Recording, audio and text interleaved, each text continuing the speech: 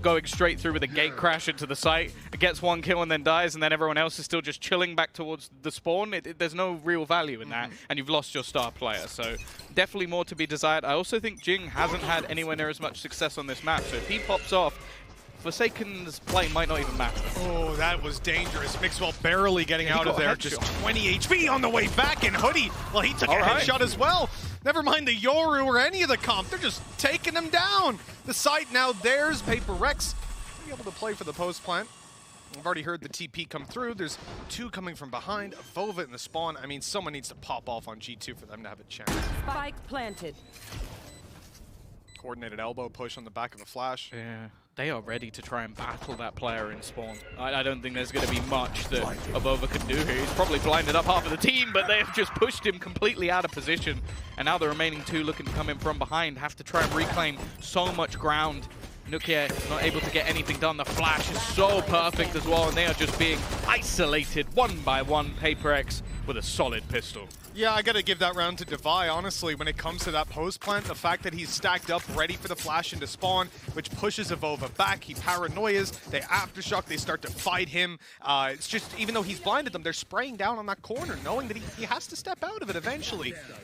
And then, obviously, to close that out as well, to flash to re-entry. You can see the value of the Skye, even though he doesn't necessarily come up huge. That's the thing, like, because they had the aftershock down, they knew, even if he blinds us, we all just, there's 4 of us here, we just spray that corner, he cannot get out. If it works for Jinggg, it yeah. probably won't work for anyone else. But hey, already, they've used that as a fake. There are still 3 players on the A side when there is nobody even going remotely in that direction, just from a little bit of utility being used early by Forsaken. And now they even have Benkai set up. This is just a well-designed round. And one of the benefits of having this so early on, if you manage to get a clean round like this, also I think some Marshall there to be retrieved for Forsaken. He's got a free little upgrade for himself. Okay, here we go, into the smoke. This is a little dangerous. They hadn't actually seen that Mixwell was up close, but they deal with it anyways. Now, right now, any reaction that G2 tried to make to PRX's play was shut down immediately. And that is great for your second round, making a statement, making your opponents really feel stuck. Also, that 1 kill that they got, it's only the Marshall in the end because you're just going to have Forsaken save over the Spectre.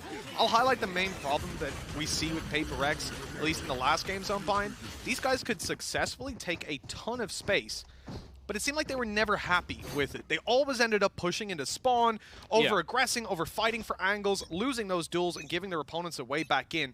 We can't see that happen here, because G2 have already shown they definitely have the firepower to make that happen if PRX get the same kind of space away.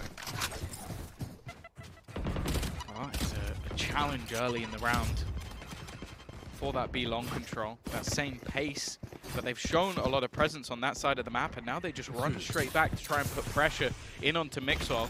Steps have been heard, Poison Cloud initiated, but they're just going to go running straight through. It's Forsaken to find the kill anyway, and he will go down in response. Still, Meddo survives, but he's relatively low on health. These Spectres might be able to finish him off, but he'll get another. That's 1 player aggressing in, you can have that, but now we got to see the rest. Find the advantages in these close fights. Benkai taking down Hoody is something, and mindfreak manages to step it up. Now Benkai's repositioning to play with his teammate. They've got post-plant Molly to work with as well. If Benkai can take down even 1 player. Standing. But nukkye managed to get that angle. He catches him off, sneaking out of the lab. He's going to be halfway. That's not going to push him off. It's not going to do anything. No. Just stuck down. G2 find the round. Still, all things considered, 3 kills, spike plant, and what could have been here, there's a lot of potential in that round.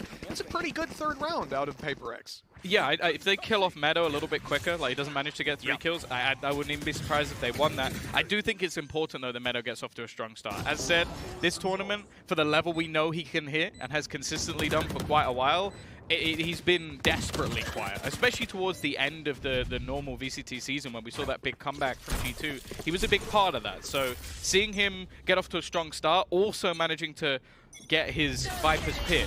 Now, something we have to mention, and we've already seen it previously, is they are going to challenge these Viper's Pits, and also Forsaken can basically get through it without too much hassle at all. But see, here's the thing, right? We saw it from PRX before where he tried to get behind it, and he did.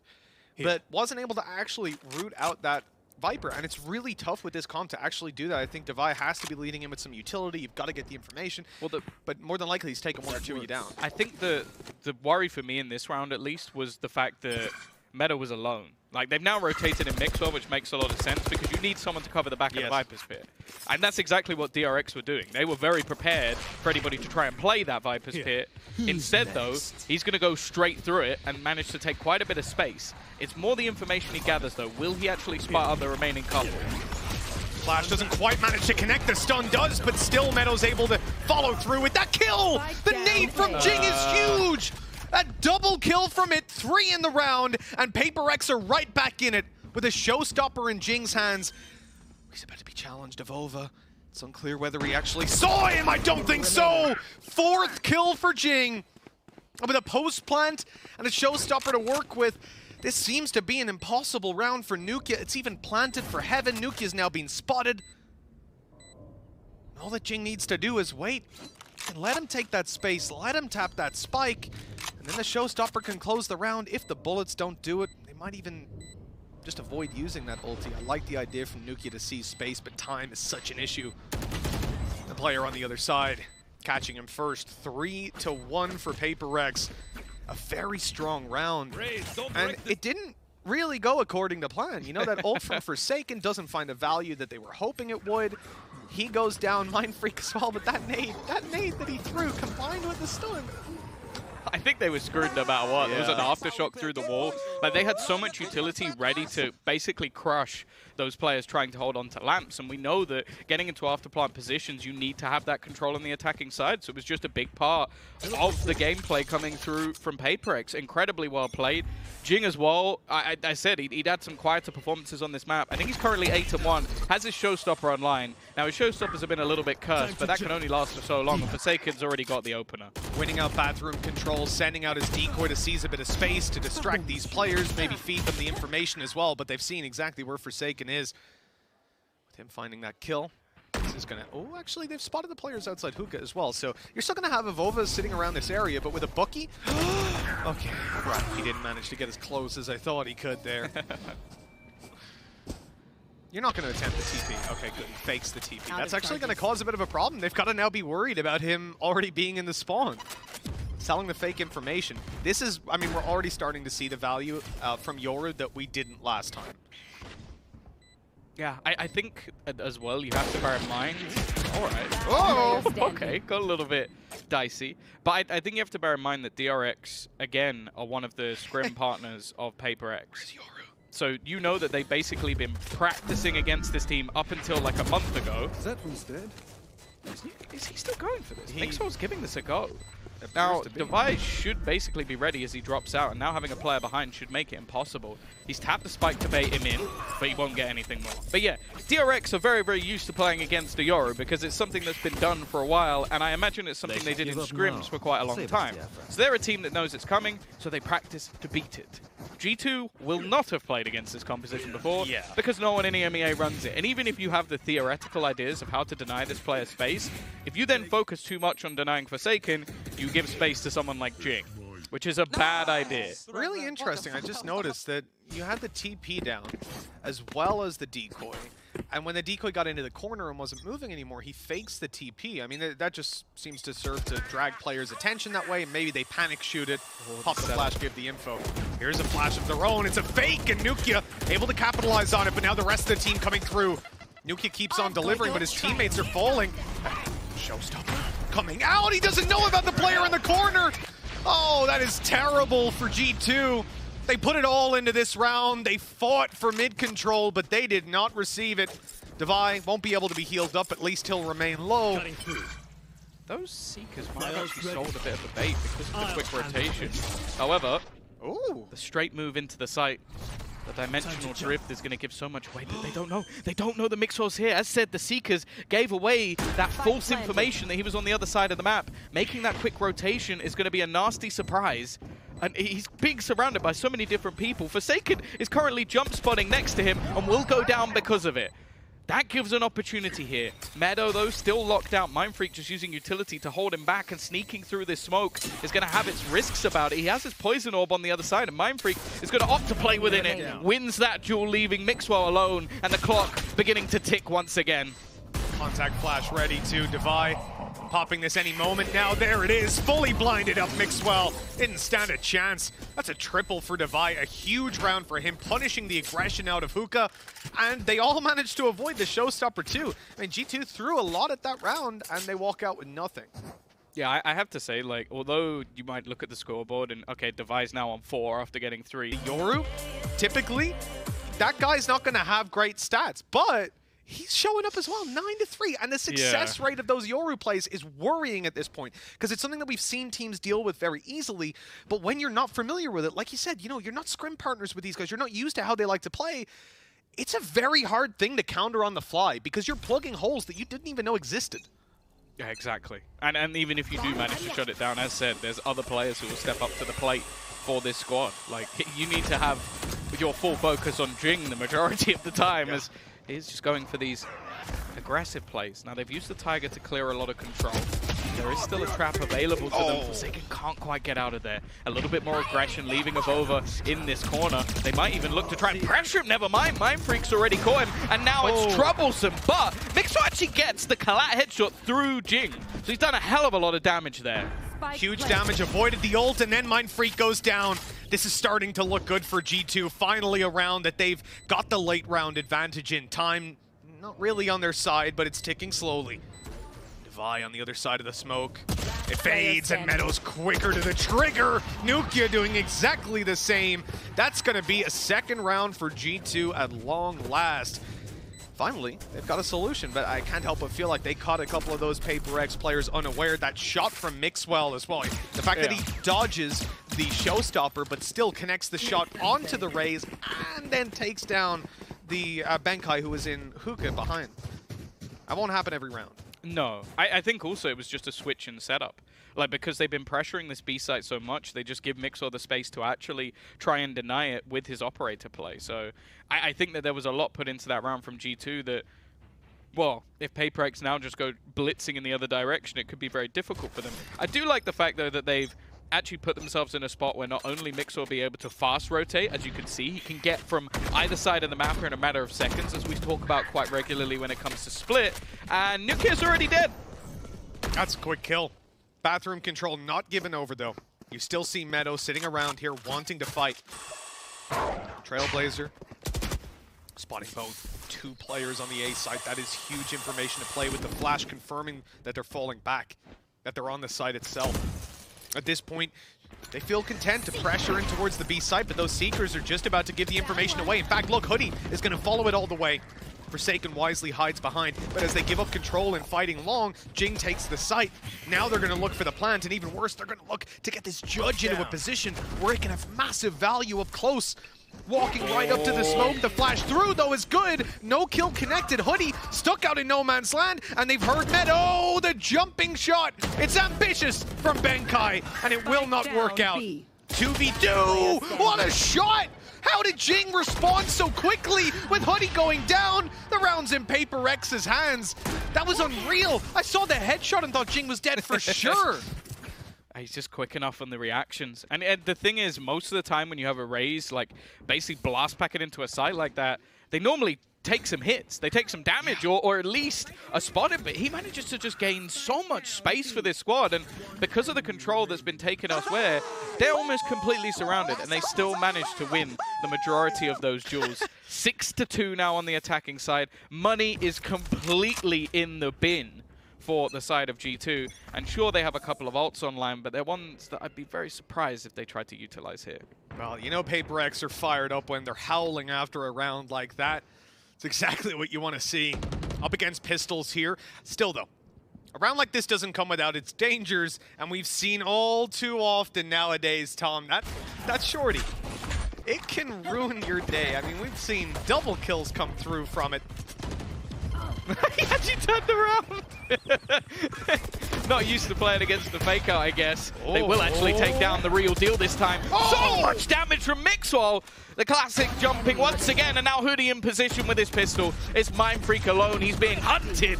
And G2, well, you mentioned the pistols. It wasn't quite the right one, but even still, they've got themselves a cheeky third. Absolutely. Yeah, that third round coming through, I mean, you're not surprised anymore. Coming in this event, I didn't give Thrifties anywhere near the level of respect I guess I should have.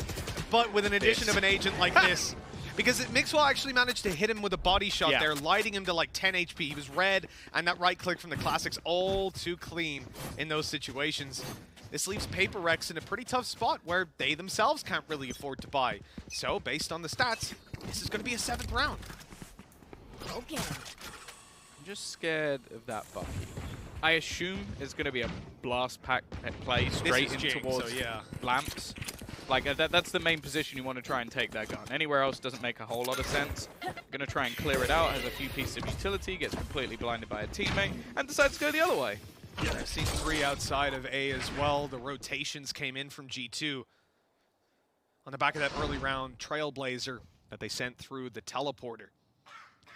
They have given up all other control. Luckily, they can see them coming through hookah. And they can see them going to the site for sure. AvovA almost got caught with the flash out, but good repositioning. Hoody covering him. And this is a very clean round from G2. Barely a lick of damage taken. We go into the final 50 seconds with just a Sheriff opposing them. And, okay, gets the one, but it'll come to nothing in the end. 6-4. Good recovery by G2 so far. Let's see if they can keep it going. Yeah, that sort of Antica round that they managed to win has put their economy in a much better spot because of the weaponry that they managed to pick up. So going into the next couple of rounds, they'll be absolutely fine. Jinggg has decided that he's a shotgun main for the rest of the map, it seems, as he's now picked up another judge going into this one. But there's also a lot of ults. Like, you have to look at the fact that Forsaken's been able to take so much space in the past and get information with the dimensional drift. You've also got yourself some powerful ults in terms of the Seekers, so much information available, and if you get into an afterplant or fancy clearing some area, you've got the orbital strike as well. Who's next? Oh, the ulti out of Forsaken. He's got his TP in the teleporter. He spotted the Viper already. Ulti's going to be called right down on top of her, and this is dangerous now. Jingg's already gone through, and the kill will be found eventually. Up close with a judge. Well, that's exactly the fight that Jinggg wants. Now switching off to the operator, but AvovA gets to him a little too quickly. That's decent damage done, and they're going to leave the operator behind, taking instead the 4 versus 2 advantage post-plant. Well, Forsaken's given away the fact that he's here, at least. Well, maybe not. It seems like they're unaware. It's such an aggressive position, just looking to try and fight, take that control, and almost just confuse AvovA along the way. Flash comes through, but he will win that duel. Now it gets flashed up again. Divide just won't give him a moment's notice, won't even give him the chance to try and pull off the clutch. And while we saw them lose that 1v4, I guess if you're that far in his face, it becomes a little bit impossible. Yeah, I gotta say, I'm really surprised there. You know, you have the ultimate come through from Forsaken to grab the information. Normally, that's where players are kind of spraying on the back. So you're like pinging the floor. You're like, he's on me, shoot me, so that they can kill him. But the movement there was actually really solid from Meddo. He immediately removed himself from the situation. He got out of the Brimstone ultimate as well, but it was just too much to deal with. He's stuck between a Yoru, which means he's going to be spammed in his smoke, an orbital strike, which means death, and a judge up close on the other side, which means death. He chose death. Not surprising considering the options, and Forsaken has just traded out his own decoy. Meddo gets the headshot on the wrong one. Oh, it's so cursed. It completely fakes him out, and a free entry as well. That removes a lot of the utility from this site, and in fact G2 have decided to gamble, but the main reason for that is AvovA's spot. He's deep within B. He's managed to push all the way through, starting to pinch them in, and because of this they can gamble. However, Forsaken is now going all the way back through the spawn. This man, they've read this perfectly. They've caught that aggression. Now they're going to actually stun up the players. You see the showstopper. It never works for Jinggg, but he's acted as a great distraction because now the rest of the team are going back in the other direction.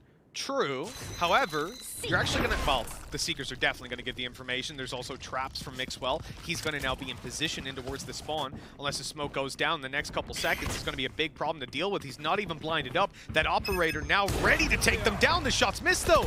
A lifeline, perhaps, and they've caught him on the way out. The flash is perfect! Every single plan that G2 set up just falls to pieces in front of their eyes. PRX set to pick up an 8th, closing out this half in incredibly dominant fashion. And even look at that, the TP off the ult into spawn. They know that he's not coming from here. And oh, there he is. Yoru just comes sprinting through and goes, yeah, he's coming out of hookah. On the barrel of elimination. Well, Tom, 8-4 as we check back into things, and just like Sue said, G2 are staring down the barrel of elimination, starting an attack side pistol. This could carry a lot more weight than they normally do. The pressure is on for these players. Certainly a team that we're used to seeing shrug off the pressure, but on the international stage and fighting to keep EMEA alive. For the first time ever, we could see a top 4 not featuring an EMEA team. G2 are the only ones left to make that happen. They're going to take this one slow to start with, playing the default, waiting for PRX's aggression, but Tom, that's just not, doesn't seem to be coming. This is a map, just in general, where G2 have been fantastic this year. Taking down Mech, Guild, Ascend, Zeta earlier in the tournament, so don't count them out just yet. And for now, at least, you're right. Not really making too much of a move, but they need to start garnering some control. You can already see that there's temptation from Forsaken to almost just push this little bit further forward. Hasn't really seen too much. And now the rest of the players are starting to sneak their way forward. The flash comes through, but it doesn't catch anyone. A free kill for nukkye on his way into the site, but Benkai gets a trade. Spike down A. Benkai still holding out in this position, but they're looking to deal with him and mindfreak. Bit of extra fire rate in there on the stim beacon. But Mixwell still dancing around, doesn't know about the extra flanker coming through. G2 still with the man advantage. Look at the HP as well. Benkai and mindfreak, just a sliver, a bullet needed to take them down. And it's delivered to mindfreak all too quickly. Jingg's got to go huge, and he gets taken out. That is a 5th for G2, securing a much-needed pistol win. Yeah, very controlled at that. I think the only thing they get caught by is the second flanker, and because of that awareness, and because they knew that they didn't have lamps, they planted in a position and then reclaimed that control towards the defender's spawn. So it was almost like a reverse retake, trying to reclaim the portions of the map that you normally had. So they've got that lifeline. They've got that opportunity now. A 5th round onto the board. Still going to be a bit of an investment here. Now we know Forsaken still likes to play the snipers when on the Yoru. As I said, it's something we saw quite a while ago from Laz, but it definitely isn't anywhere near as effective as it is now with just that faster ability to get out. We've seen it time and time again. The Marshal in the early rounds and those seconds can give you huge impact coming into the next. Saya player was one that seemed to just get insane value out of early round Marshals, bringing it into Blade Storms. But this time around, Forsaken doesn't get any impact with it, leaving it down to the much weaker pistols to work around. For G2, you can see how slow and systematic they're taking this. They've cast a wide net across the map, and they're waiting to catch any aggression. With a minute left, they don't really need to feel the need to move too quickly. And look at where these rotations are coming in. PRX, having pushed up in hookah and heard no further aggression, are stacking up the other side of the map, leaving G2 with what should be a pretty easy task. I mean, mindfreak only is a classic as well inside of hookah. Yeah, if it was something a bit more deadly, maybe there's a chance of catching someone off guard. There is going to be a rotation back. The thing is, PRX are just trying to work out the gamble they want to take, and now with the smoke going down, they'll at least have a player within the site. But again, the weaponry is just not ideal. Trying to double up the utility, but it's not really going to catch anything onto Benkai. And he will get himself a right-click headshot. Unfortunately, with how healthy the remaining players were, he's not going to get anything for it. Well, a blast pack in the hands of Jinggg and a shorty is a scary thing. Flash already through, mindfreak going to take space, but they are destroyed on the way out of hookah. Very well handled by G2, netting a prime gaming flawless to close out that second round. I mean, you can certainly see thrifties going in or coming in constantly in this tournament. G2 have avoided that pretty nicely. Yeah, I like how slow they're taking this. They're making sure that if anybody is trying anything cheeky, they're going to catch it. They also have the traps down because, well, we know that they like to have those sort of mid-pushes coming through. So, again, very, very controlled attack at the moment from the side of G2. Now, going into this round, Hoody's got himself a rifle. They've invested that at least, but everything else is just going to be those SMGs and, well, smoke put down early from AvovA. I think he's heard the footsteps of them pushing up. Not going to get any more aggressive than this, and we'll just wait in the corner in case they try to push anything else. Other than that, though, fairly passive from the remaining players, and they really are trying to bait him into a swing. Instead, they'll just get the orb and leave. This is still great for AvovA, you know, even though he doesn't manage to catch them, so long as he doesn't get spotted. I think that Boombot's going to see him now, though. Instantly back. I was thinking, yeah, they're going to leave that control. He knows then they're falling back, but once that Boombot sees him, he's in a lot of trouble.